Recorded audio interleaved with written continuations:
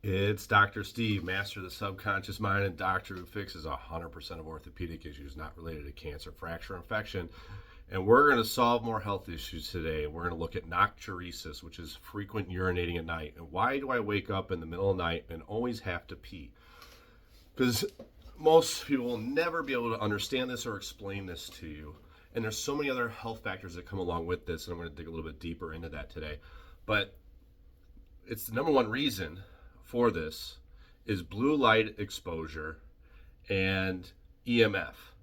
And now I know everybody's going to probably want to shut it off and not believe me, but you got to hear this out, because what we have to look at in this nocturesis problem, getting up in the middle of the night and peeing, is we have to understand the reductive states of copper and iron. Because what blue light and EMF do is they change the redox state. So copper and iron bind together to make hemoglobin. And if we don't make our hemoglobin, we create unbound iron in the tissue that oxidizes, creating the hydroxyl radical, which crashes the adrenals and then affects the thyroid. It leads to vascular problems and strokes. It leads to heart disease. It leads to hormonal dysregulation, fatigue, headaches, a lot of problems. But in the case with nocturesis, what you have to understand is vitamin C contains our copper, and the posterior pituitary that is responsible for melatonin is impacted by that, because the posterior pituitary takes up the vitamin C, which is our source of copper. So you're limited in the vitamin C. So how can your copper bind to the iron to make hemoglobin? It's going to oxidize. It changes the reductive state. So all of a sudden now you affect vasopressin and the blood vessels constrict and you have to pee. So that's what's going on with that. But not only that, but it's going to cause vasopressin controls our blood pressure. So in that case, everybody with high blood pressure is EMF toxic and doesn't get enough sunlight.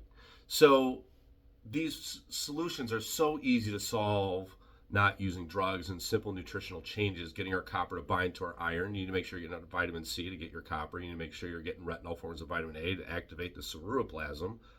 And if you activate the ceruloplasm, that takes your copper. That protein transports the copper and binds it to the iron, so we make the hemoglobin, and then we don't wind up with the unbound iron in the tissue, creating the reactive oxygen species that are damaging the blood vessels and the endothelial tissue and everything such as that, and dysregulating your hormones.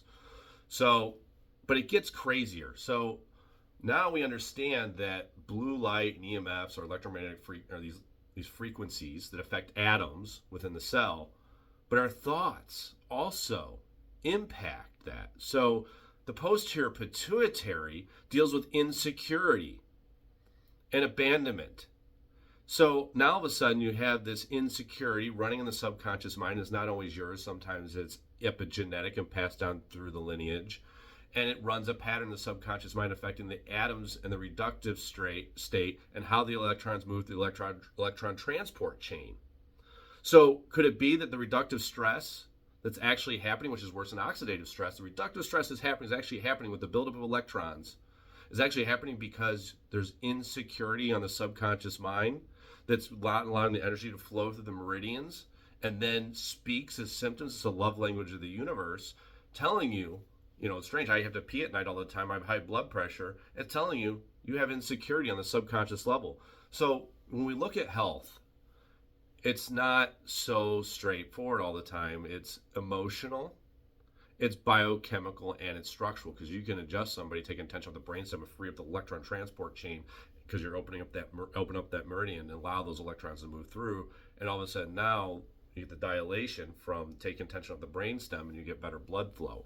So, and not to mention posture also will compress down, push on all your vital organs, including the bladder, and that can make you have to pee at night. It can push down the prostate and raise PSA. I mean, there's a lot of things that go on with posture. So it's always emotional, biochemical, and structural. So when we're going to solve the problem of peeing at night or high blood pressure or whatever hormonal dysregulation is going on, we really have to look at labs, look at emotions, the person's history, their family, what they've gone through in life. There's so many factors that are going on there, and that's why you see one doctor and they can't figure it out and they don't have any answers. And our food supply is so toxic that it's difficult to navigate as well, and you can't control what everyone's putting in their body. They don't even realize half the stuff they put in their body and what's good for them and not. So we got to pay attention to that, and as healthcare practitioners, we need to do a better job at understanding these things and how to impact them, and how our environment that's been created by modern society has just deteriorated people's health and their ability to thrive and live in their purpose. So Nocturesis is an easy problem to solve. We know that if we change our nutrition, we get our copper to bind to the iron, and we're getting the sufficient minerals that we need, and we're getting the sunlight now, and we're minimizing our blue light and EMF, you're not going to have to get up in the middle of the night, and your sleep's going to improve, and that allows your cerebrospinal fluid to move up and down and wash the brain, and we think clearer and we're more productive in society.